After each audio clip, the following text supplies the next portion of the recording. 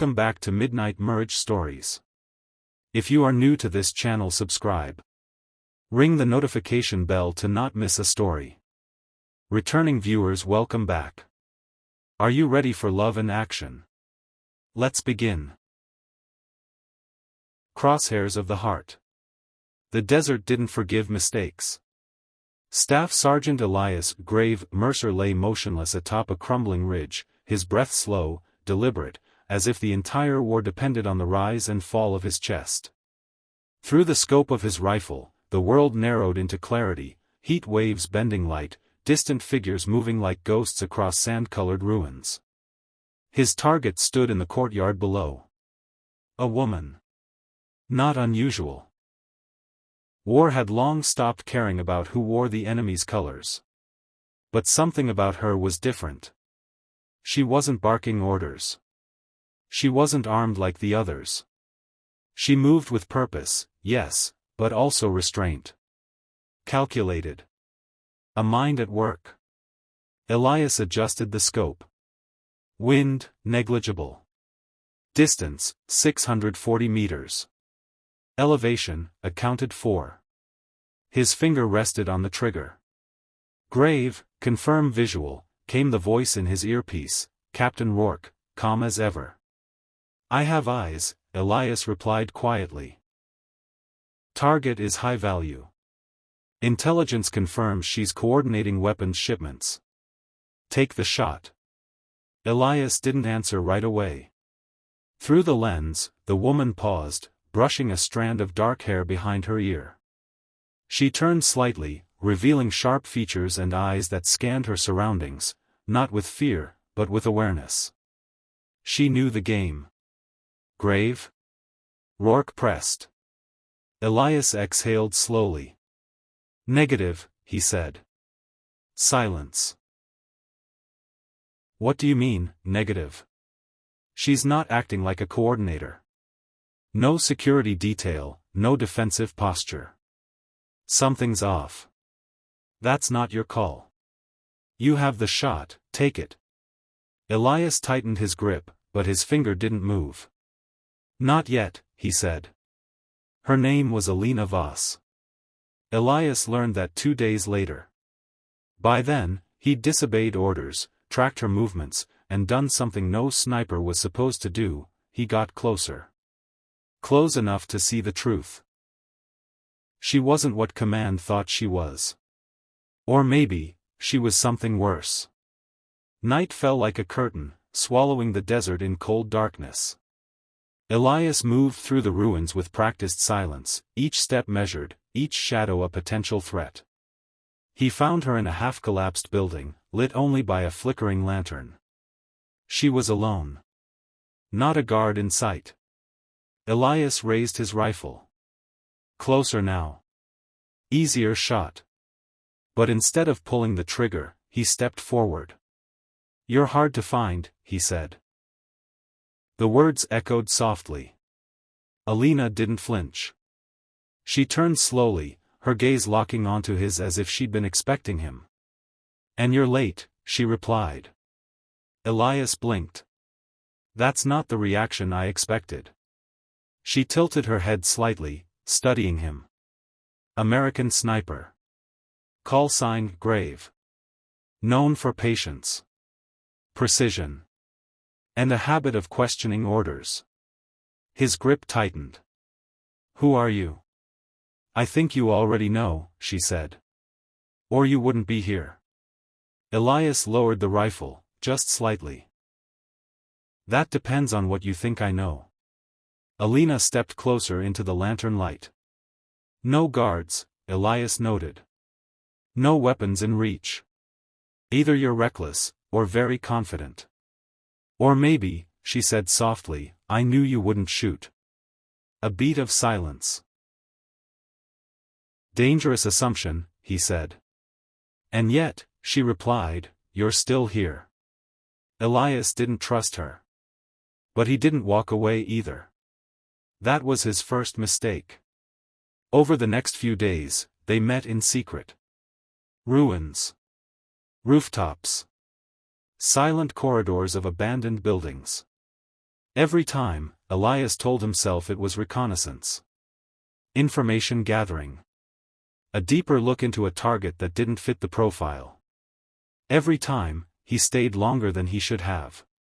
Alina wasn't what he expected. She was sharp. Calculated. But not cruel. She spoke of the war with a kind of detached understanding, as if she saw both sides and trusted neither. "You think your side is clean?" she asked one night. "I don't think that," Elias replied. "Good," she said. "Because it isn't." "And yours is?" A faint smile. "There is no my side, Elias. That's the problem." The line between mission and something else began to blur.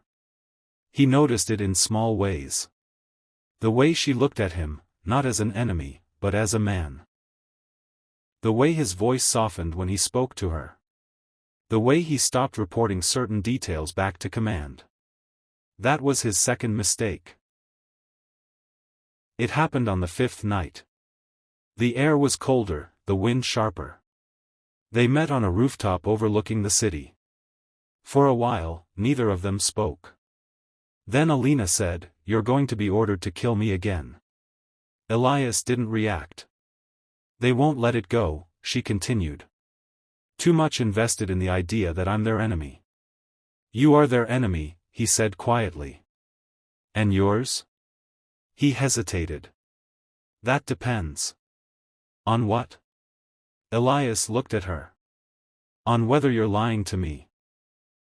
Alina stepped closer. "And if I'm not?"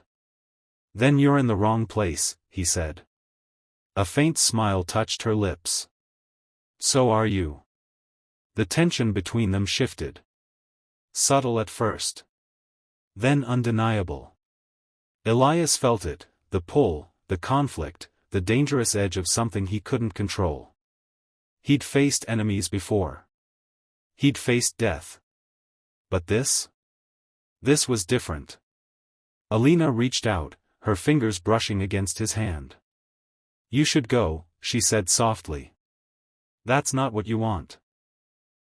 "No," she admitted. "It isn't." Elias stepped closer. "Then why say it?" "Because staying," she whispered, "is a mistake." "Maybe," he said. "But you're still here." He didn't deny it. When they kissed, it wasn't soft. It wasn't careful. It was inevitable. Two people standing on opposite sides of a war, finding something real in the middle of chaos. Elias knew it was dangerous. He knew it could cost him everything. But in that moment, none of it mattered. The mission caught up to him the next morning.